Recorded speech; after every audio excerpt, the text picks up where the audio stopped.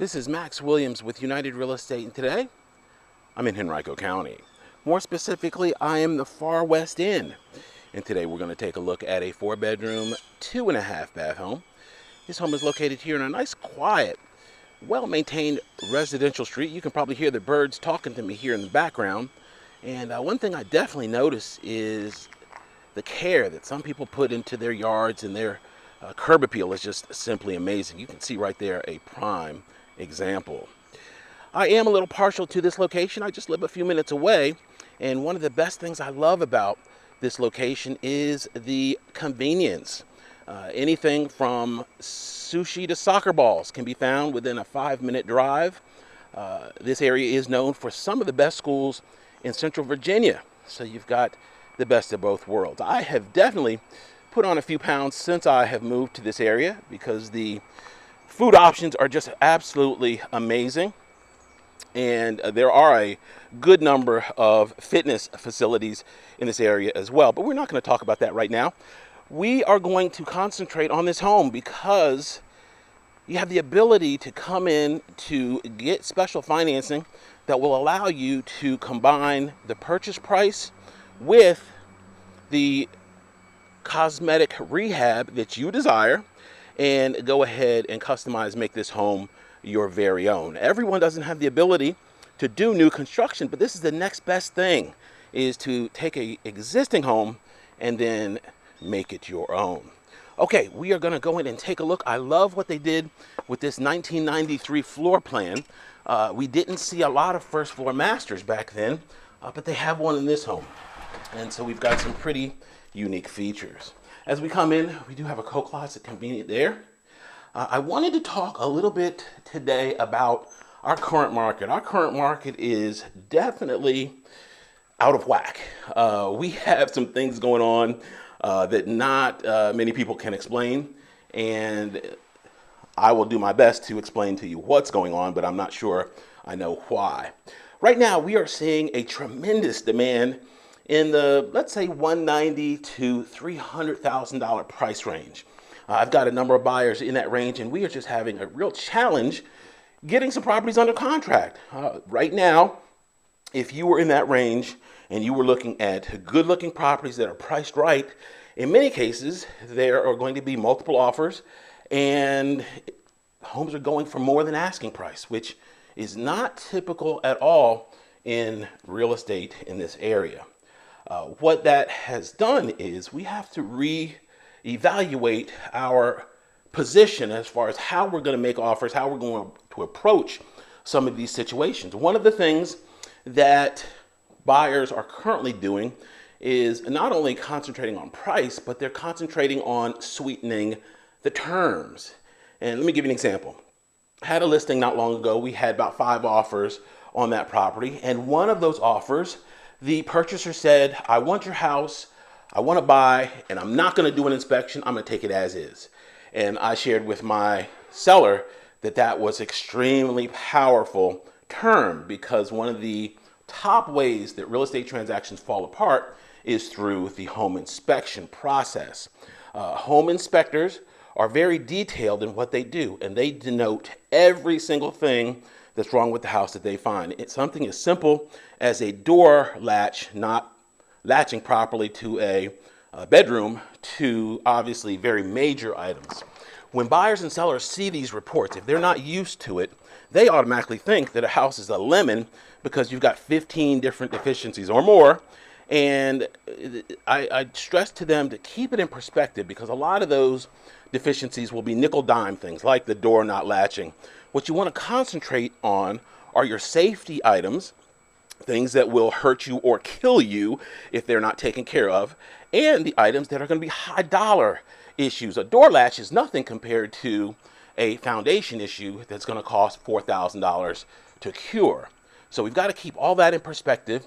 But what a lot of buyers are doing now is they're saying, hey, we want a home inspection, but we're not going to ask you to fix anything. It's going to be take it or leave it. That's how all foreclosures or bank-owned properties are handled.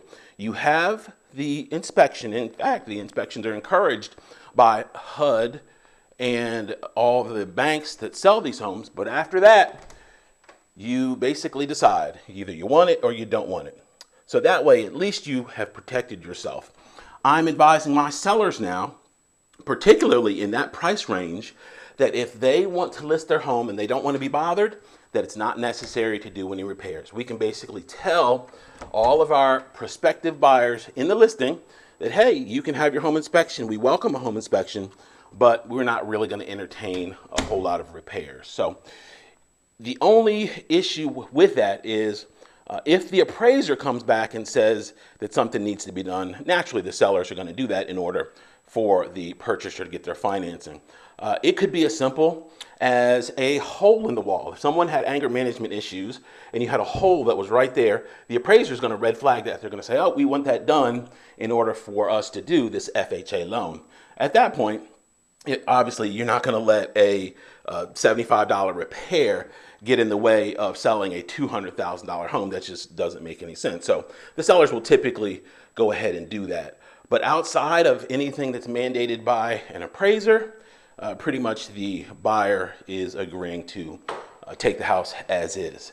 That is not something that is normal in real estate. However, unusual times call for unusual terms. Okay, we are now in the master. I like what they did with this. We've got that nice jetted tub there in the corner. Good spacing in this home. You've got to remember this is 2,100 square feet. So your master bathroom is always going to be proportional, your master suite for that matter, to the rest of the home. And I like what they did here with allocating space to all of the bedrooms in this home. There's no tiny 10 by 10 bedrooms. They have done a good job with that space allocation. We also have a nice vaulted ceiling. That gives us the appearance of a bigger room when they do that. I was sharing with a client just 3 days ago that whenever you have a home that has a first floor master, that first floor master is typically going to be smaller in the floor plan than it would be in a normal 2,100 square foot home if it were on the second floor. And the reason being is you've got to get a family room, a kitchen, typically a powder room, and dining area. All that has to be on the first floor. So you only have a limited amount of space to work with. Whereas on the second floor, the only thing you have to do is bedrooms and bathrooms. So much simpler in terms of laying out those rooms on the second floor. Okay, we're going to transition up to our second floor at this time. I love these two-story family rooms. The volume that you get when you can just look up and have this nice tall ceiling. They've got the ceiling fan, a gas fireplace down there, and I like what they did as far as the layout. Okay, this is going to be bedroom number 2. We are now on the end of the home. We've got a nice high knee wall, little access here to the under eave area. You got some little storage under there. There is some plywood located there. Once again, carpet and paint. Bedrooms are really easy to transform because there's not a whole lot to do, and that expense can definitely be kept down. This is the type of home where if you wanted to tackle it yourself, you could easily do so. There's nothing wrong from all appearances as far as the livability of this home. It's just simply most people are not going to be fans of the Superman colors that we see in some of the bedrooms. Okay, here we are. We are in our hall bath here on the second level. Fiberglass tub shower enclosure, tile on the floor. Pretty typical hall bath. And now we are at the end of the home. Once again, good sized bedrooms.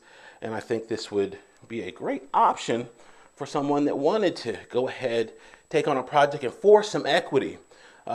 I know everyone likes to see the HGTV ready 7-figure homes, but real estate is much more than that.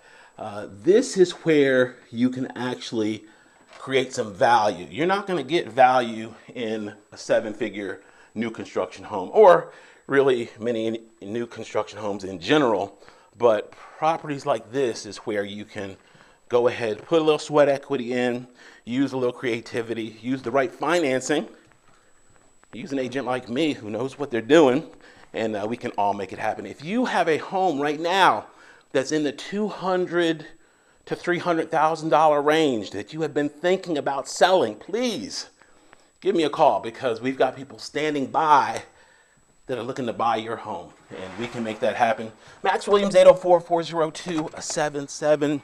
I can be reached on Facebook under Richmond Area Foreclosures, on YouTube under my name, Max Williams Realtor. Please be sure to comment, like, and subscribe.